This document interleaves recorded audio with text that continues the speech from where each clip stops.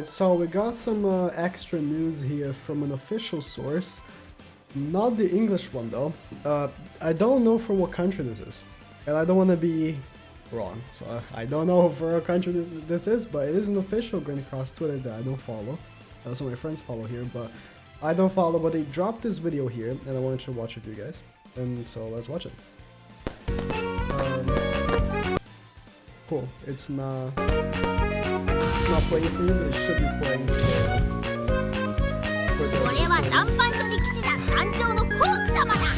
It should be playing for the game. So, unfortunately, the full ultimate, I'm looking at the left where I can watch it. I'll explain in a second.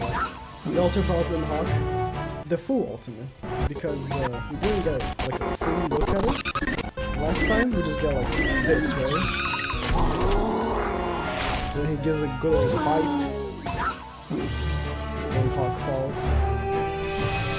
And so we're getting marriage DIANE, keep that in mind. Wedding DIANE, whatever. Wedding DIANE.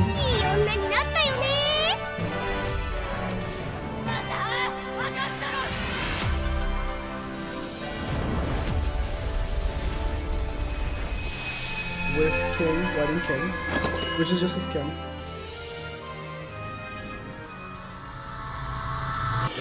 Super boss Trigo. So this we all knew, right? So what's the important thing here?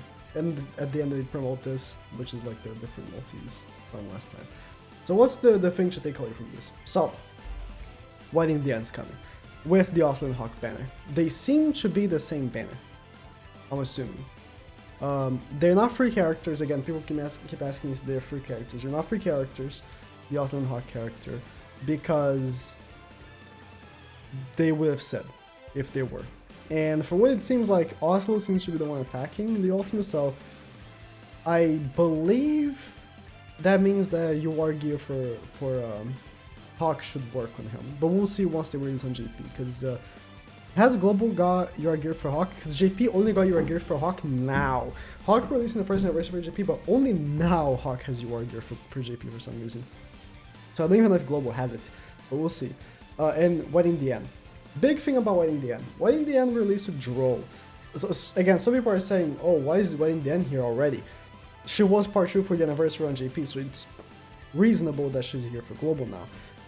And she released with Droll. Funny thing though, her banner had all the exclusive seasonal characters. Her banner with Droll only had seasonal characters. So, is the new banner going to have only seasonal characters? Because that's again something that people have been, talking about. That I saw on Twitter, and I saw one of my YouTube friends made a video on it too. It's possible. It's definitely possible that seasonal characters could return on this banner, but Global loves to change banners, so I would not be 100% certain. Remember, Lost Veins banner had their year on GP, but not on Global. Yada yada yada. So don't 100% expect that these like seasonal characters, like the Halloween characters, the wedding, she's a wedding character, so she's a seasonal character, but the Halloween characters, I'm trying to skip for the video, and I mean, okay, let me explain why I couldn't watch. I'm on a laptop still. My PC has been delayed for weeks for some reason. Trash company that I bought my PC from, never again. I'm using a laptop and I plug the HDMI on the monitor because then it's reasonable to make videos. And the monitor, sometimes the laptop isn't strong enough and I can't watch a video on it sometimes. So, but yeah, it has all the Halloween, New Year's and stuff on this Red DIANE banner. Do I recommend summoning for Red DIANE? No.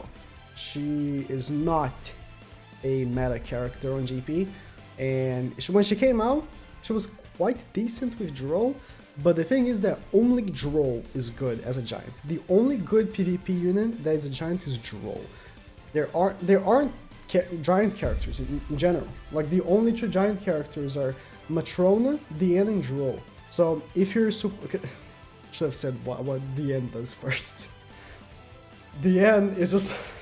So stupid. I'm so stupid. DIANE, her passive is increases all giant allies damage dealt by 40%. Imagine this passive for demons.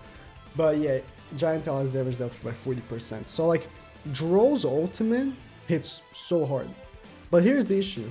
Let me go by giants here. There are only 3 giants. So and Matrona is not good in PvP or PvE really. So you're really only boosting Droll, because if you're using this DIANE, you can't use another DIANE. So he's just boosting herself and the Droll. Until I don't know. What other like super cool hype giant character could really release that would be like super strong? Festival Droll, because Festival DIANE, yeah, you wouldn't be able to use this one. So like a Festival Droll, when are we gonna get that? You know, so it's just not very good. Zable's ultimate gauge is okay. Oh sorry, ultimate move, which is Green Droll's passive, and then this is the same card as Red Glocks. Which is okay, not worth 74. And Hawk and Oslo are still to be seen how good they are. Again, it could go, I said this in the other video, it could go either way. They either could be stupid broken, and that's why they're releasing for global, or they could be very mediocre, and that's why they're releasing for global. Like, I know that sounds stupid to say, but if they're stupid broken, like, okay, if we put this on global now, and it's stupid broken, a lot of people are gonna be like, yo, and they're gonna summon. If it's mediocre, we can release because then the meta doesn't change much, so it's not a big of a deal. It could be either or. So we'll see. But, you know, looks promising. I think it's cool that they're releasing more dual characters. The only dual character we even have is Hawk and Elizabeth.